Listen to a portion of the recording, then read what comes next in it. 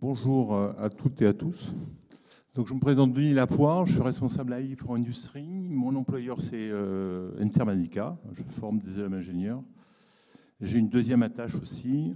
Je suis bénévole chez Aquitaine Robotics, où je suis continuellement en formation pour essayer de connecter les entreprises, PME, ETI, à nos belles institutions en charge de la formation et de la recherche scientifique. C'est dans ce chaudron, le cluster, que nous avons, il y a 6 ans, conçu, développé à plusieurs AI for Industry. AI for Industry, c'est 5 jours bloqués, 4e semaine de janvier, c'est 5 jours de formation. Les 2 premiers demandeurs, clients, pour employer ce terme, ce sont des étudiants qui étaient un peu déçus des formations IA d'alors, qui demandaient davantage de formations IA sur des sujets concrets, et aussi, deuxième client, des entreprises qui alors étaient ignorantes en IA. Les entreprises que j'évoque, ce sont des entreprises notamment du cluster Aquitaine Robotics, qui étaient ignorantes d'IA et qui sentaient bien qu'elles devaient monter en compétence sur cette technologie. Donc c'est 5 jours, principalement 7 demi-journées d'hackathon, mais aussi des conférences et aussi une soirée de networking qui permet à des hommes et des femmes jeunes de parler avenir, avec une motion un peu importante cette année.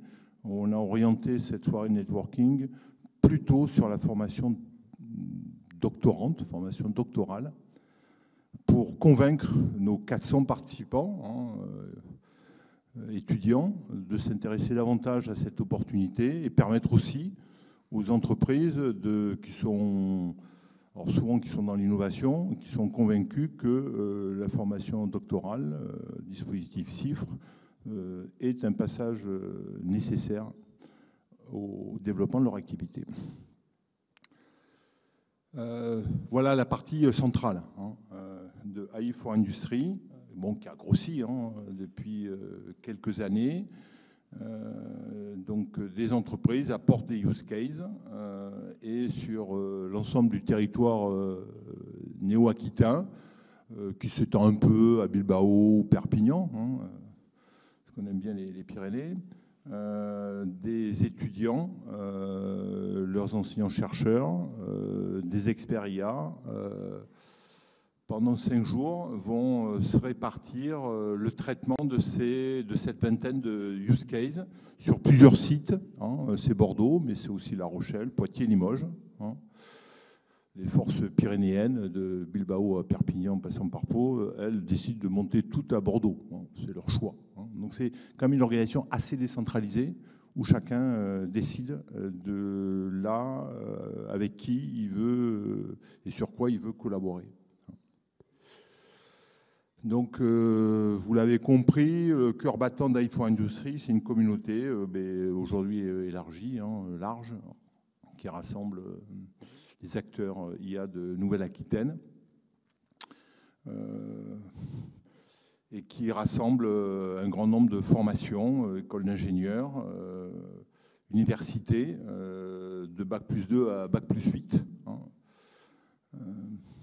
Et qui, chaque année, essaie de mettre à jour, essaie de s'adapter aux nouveaux besoins.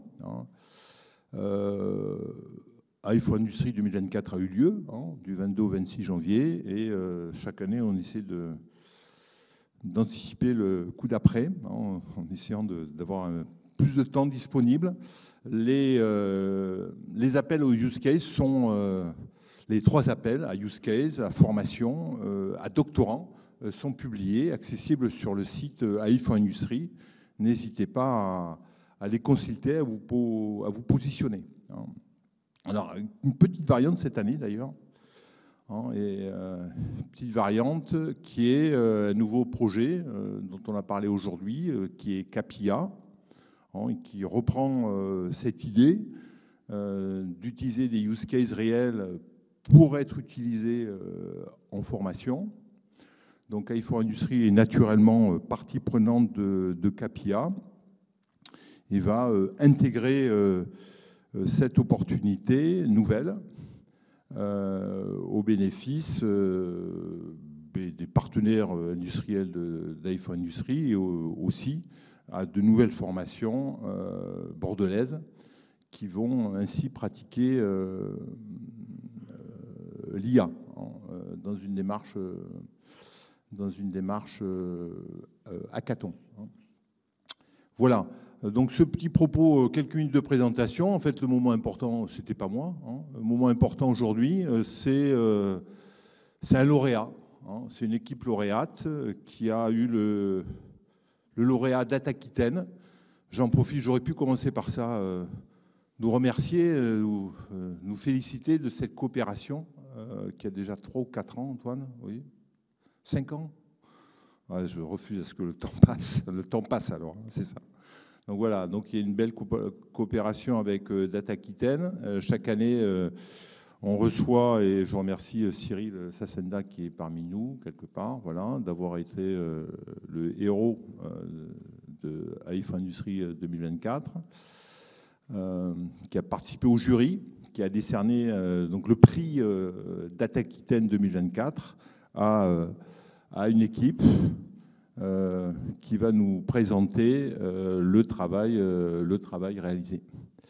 Donc j'accueille Julien Delalondre, donc Cap2020, Frédéric Alexandre, qui a plusieurs casquettes, qui est aussi le boss scientifique de AI4 Industries, Astrid Jourdan, qui représente la communauté.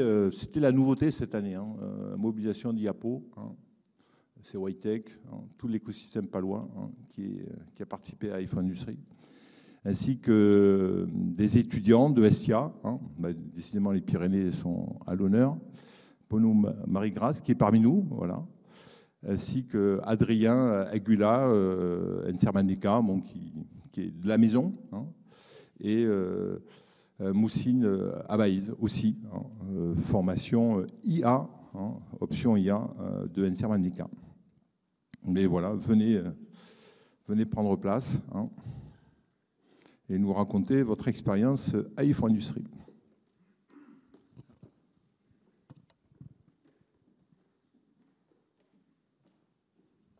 Bonjour à tous, du coup. Je m'appelle Julien Delalondre. J'étais le référent entreprise de Cap2020 pour le use case qu'on a proposé. Donc moi, je m'occupe de l'électronique et de l'intelligence artificielle chez Cap2020. Et notre but, dans notre entreprise, c'est de proposer une gamme de capteurs connectés pour fournir de l'information utile pour prendre la prise de décision en agriculture. Donc un des aspects majeurs, c'est le suivi des insectes ravageurs des cultures. Ce sont des insectes en fait, qui s'attaquent aux parcelles et qui réduisent leur rendement et la production. Donc pour les suivre, alors par exemple, on a l'eudémis de la vigne. Donc ça, c'est un papillon nocturne qui va pondre ses œufs sur les grappes de raisin. Ensuite, les œufs éclosent et en fait, les chenilles s'attaquent directement au grain et s'en nourrissent. Et le piégeage en fait, permet de repérer l'émergence, les pics de vol des adultes et donc de déclencher un traitement localisé et surtout raisonné pour pouvoir tuer les œufs avant de déclencher une nouvelle génération. Et en fait, les générations s'amplifient, les attaques deviennent de plus en plus élevées en fait, au fur et à mesure des générations.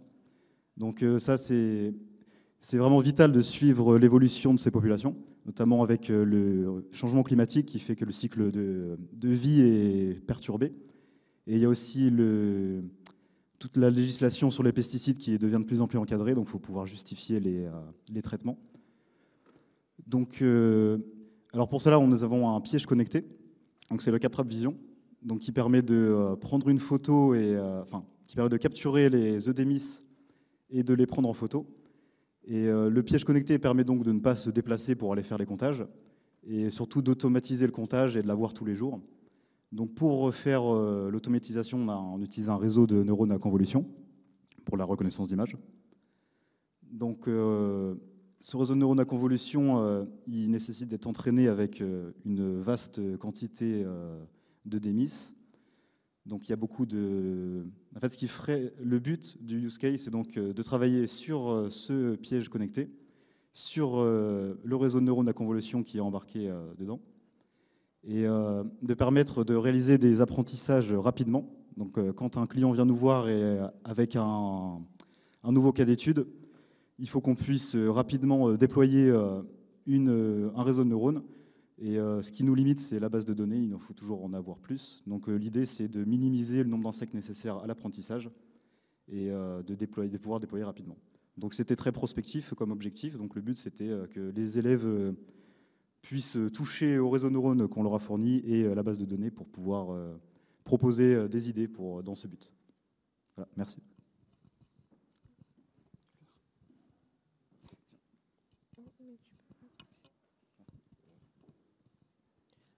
Le but étant de mettre en place un modèle nous permettant de classifier les EDMIS des autres.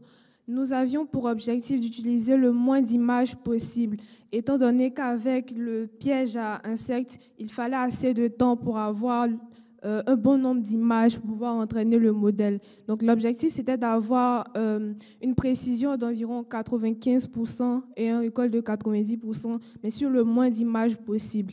Pour cela, nous avons décidé d'utiliser plusieurs approches et parmi ces différentes approches, nous avons choisi soit d'utiliser de nouveaux modèles, soit de garder le modèle qui était déjà là, mais de l'améliorer avec d'autres paramètres et avec d'autres techniques, comme par exemple l'augmentation des données.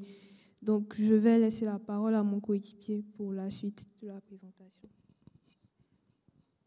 Alors, dès le début de la semaine de travail, nous étions donné un modèle pré-entraîné qui, donc par Cap20, et ce modèle marchait assez bien en fait. C'était un MobileNet, donc modèle très connu de classification. Et comme on peut voir, les résultats étaient déjà très bons. En fait, on avait 95%, 96% d'accuracy en validation comme en train.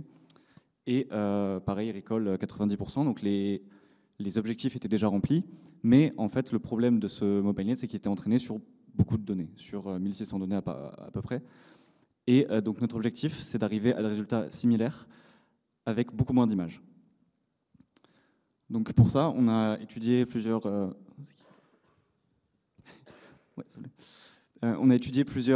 axes. C'est donc la première chose qu'on a fait. Comme on était beaucoup d'étudiants, on a pu se permettre d'étudier plein de solutions différentes. Et donc on a classé ces solutions en 5 domaines différents. Le premier, c'est évidemment de jouer sur les données. On sait que quand on fait de l'IA, il y a une partie énorme, c'est de gérer les données comme il faut. Donc faire du pré-processing, regarder quelles données on utilise, etc. Donc par exemple, une idée qu'on a eue, c'est d'upscale les images, c'est-à-dire d'augmenter leur résolution en entrée avant de le donner au réseau de neurones, puisque c'est des images d'assez mauvaise qualité de base. Ensuite, on a aussi pensé à augmenter ces données. Donc c'est un petit peu différent. Cette fois, on peut imaginer par exemple générer des nouvelles données, donc entraîner un autre modèle différent pour générer des nouvelles données. C'est une idée qu'on peut faire. Malheureusement, on n'a pas trop eu le temps puisque c'est une solution un peu plus complexe.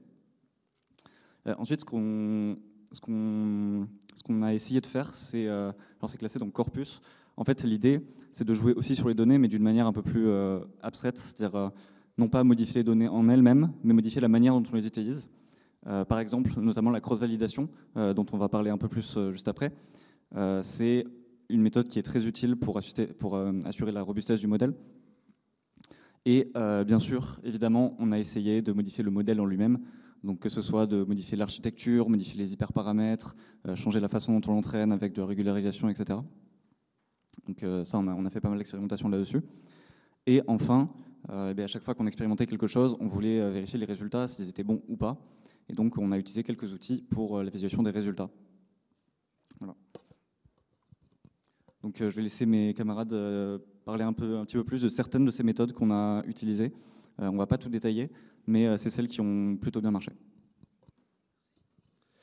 Alors, pour la première méthode qu'on a utilisée, c'est la cross-validation ou bien la validation croisée.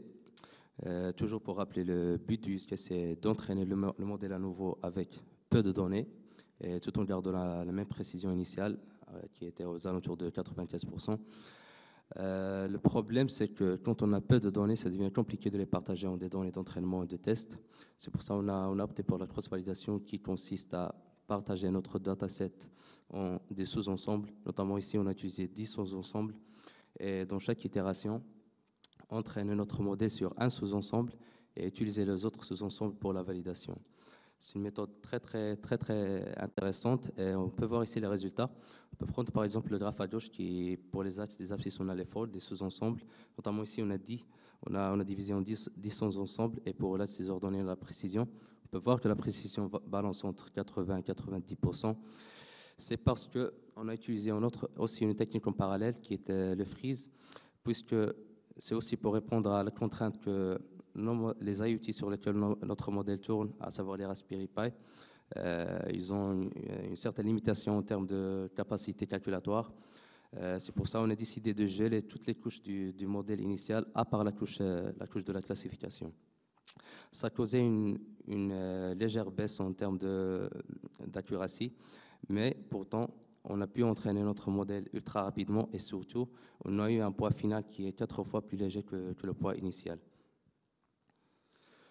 Maintenant, pour la deuxième méthode qu'on a testée, c'est le Few Shot Learning. C'est une méthode plus poussée que la première, mais ça répond toujours aux mêmes besoins d'entraîner le modèle avec peu de données. Mais pour le Few Shot Learning, ça consiste vraiment à entraîner un modèle sur un dataset très restreint. Pour ce faire, on a créé des classes de paires, une classe de paires positive, une classe de paires négative, notamment pour les insectes ravageurs et pour les insectes non ravageurs. Le but, c'est de faire apprendre à notre modèle d'identifier les similitudes et les différences entre les deux classes. Pour faire ceci, on a utilisé un MobileNet pour extraire les features, ou bien les caractéristiques de chaque image, de chaque classe. Et on utilise ces caractéristiques pour mesurer la distance et puis on déduire la classe convenable. Pour mesurer la distance, on peut utiliser plusieurs métriques. Pour notre cas, on utilise la distance euclidienne, comme on peut utiliser la cosine similarity ou bien n'importe quelle métrique pour mesurer la distance. C'est une technique très difficile à appliquer, mais ça reste très intéressant. Surtout, ça donne toujours le potentiel à notre modèle de se généraliser pour d'autres types d'insectes, notamment de nouveaux insectes ravageurs. Je laisse ma camarade finir. Nous avons aussi décidé d'explorer l'approche visant à utiliser le modèle MobileNet avec SVM. Cette approche est particulièrement basée sur l'extraction de features, mais dans ce cas particulier, étant donné qu'on a des eudémies et on a d'autres types d'insectes qui sont différents, on a des mouches et autres qui n'ont pas forcément les mêmes caractéristiques, il fallait extraire les caractéristiques propres aux eudémies et ensuite ajouter des informations venant des autres images obtenues du capteur afin de mieux différencier les eudémies des autres insectes. Donc, c'est cette approche-là qui a été développée ici avec le MobileNet et le SVM et nous avons pu avoir de bons résultats en utilisant cette méthode. Donc, je vais passer la parole à mon coéquipier pour la suite. Ah oui, c'est vrai. Excusez-moi. Donc, ce fut une expérience très enrichissante. Nous avons eu à travailler sur des données réelles, des données d'entreprise. Nous avons été fixés à des difficultés, surtout au niveau du nombre d'images, parce qu'on n'avait pas le même nombre d'images pour les eudémies et pour les autres. On avait plus d'images des autres insectes. Donc ça aussi, ça nous a un peu fatigués. Et aussi, au niveau de l'augmentation des données, ça ne donnait pas toujours de bons résultats en fonction des approches qu'on a eu à utiliser. Mais en fin de compte, on a pu atteindre l'objectif, c'est-à-dire à partir de 400 images par là, d'eudémies, on peut avoir les mêmes métriques, les mêmes précisions. Nous vous remercions de nous avoir écoutés. Merci de votre attention.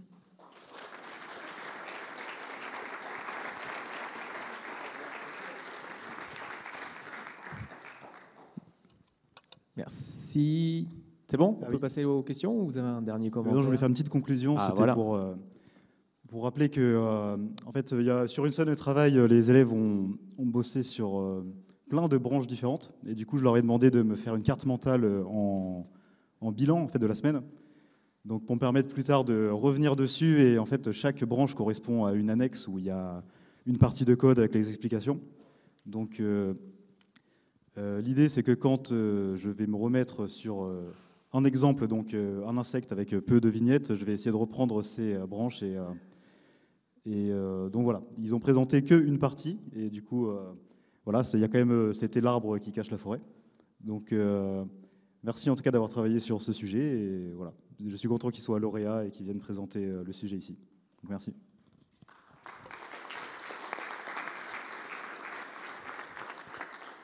Donc on a quelques temps pour des questions ou des commentaires. N'hésitez pas. Ce sont des jeunes, on peut les...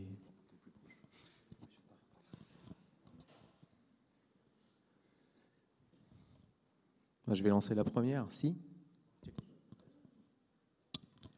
Bonjour, merci pour la présentation. Je n'ai pas bien compris l'enjeu de la réduction du dataset d'apprentissage, en fait. Oui, en fait, l'idée, c'est que ce sont des insectes et qu'il faut les capturer. Donc là, on a le cas sur lequel ils avaient à travailler, on avait beaucoup de données.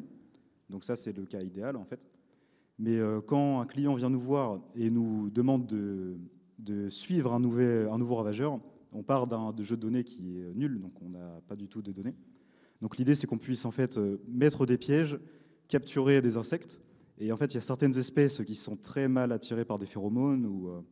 Donc, par exemple, au bout d'un an, on peut ne pas avoir assez de jeux de données. Donc il faut pouvoir quand même produire un algo avec ça et pouvoir, au bout d'un an, reconnaître et suivre le ravageur comme les autres, avec beaucoup moins de données.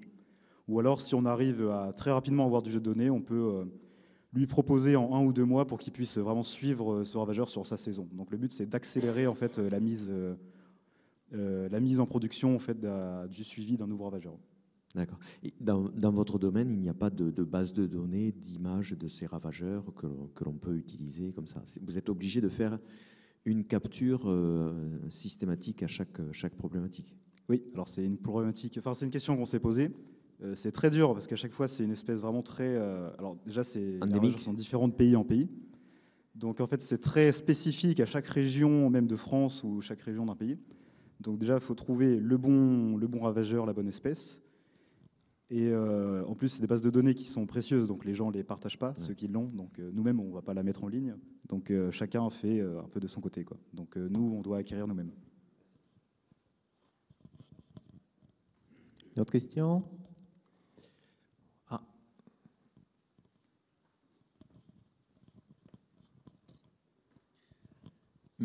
Merci et bravo pour ce succès.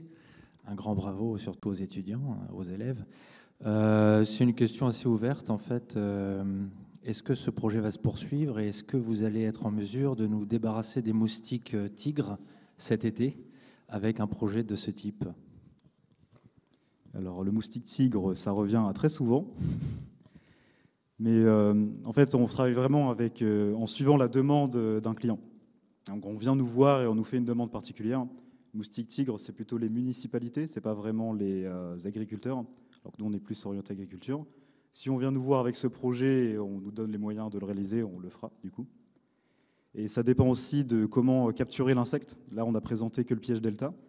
Donc le piège delta, c'est une phéromone et une plaque collante et l'insecte est attiré dedans. Mais il y a plein d'autres variantes de pièges et c'est très par exemple, un charançon, un scarabée va être capturé différemment et il va aussi être attiré différemment. Donc moustique tigre, il n'y a pas de phéromone qui existe dessus. Voilà, il y a plein de problématiques différentes à chaque fois en fonction du ravageur qu'on veut.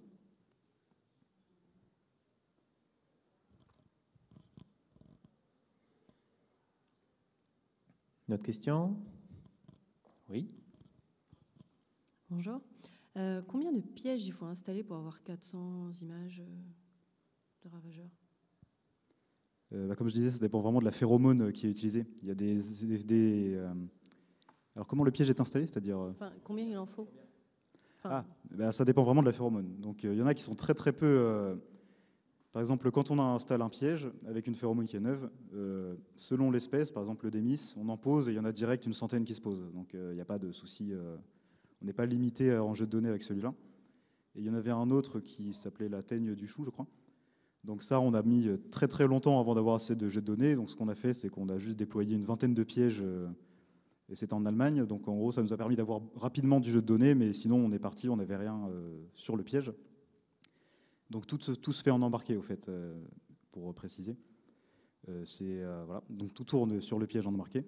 Donc l'idée, c'est qu'on a déployé plein de pièges d'un coup, on a récupéré les images sur le serveur, j'ai entraîné un nouveau réseau de neurones, et en fait les clients ont fait une mage par clé USB dessus, vu que les poids étaient lourds.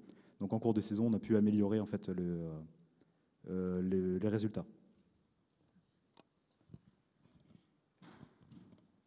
Je vais me permettre aussi, puisque j'ai le micro, l'image, c'est comme sur les transparents, la photo entière où il y avait une centaine d'insectes, ou il y a d'abord une extraction et on récupère par des contours, chaque localisation de l'insecte, et ensuite on fait de la classification.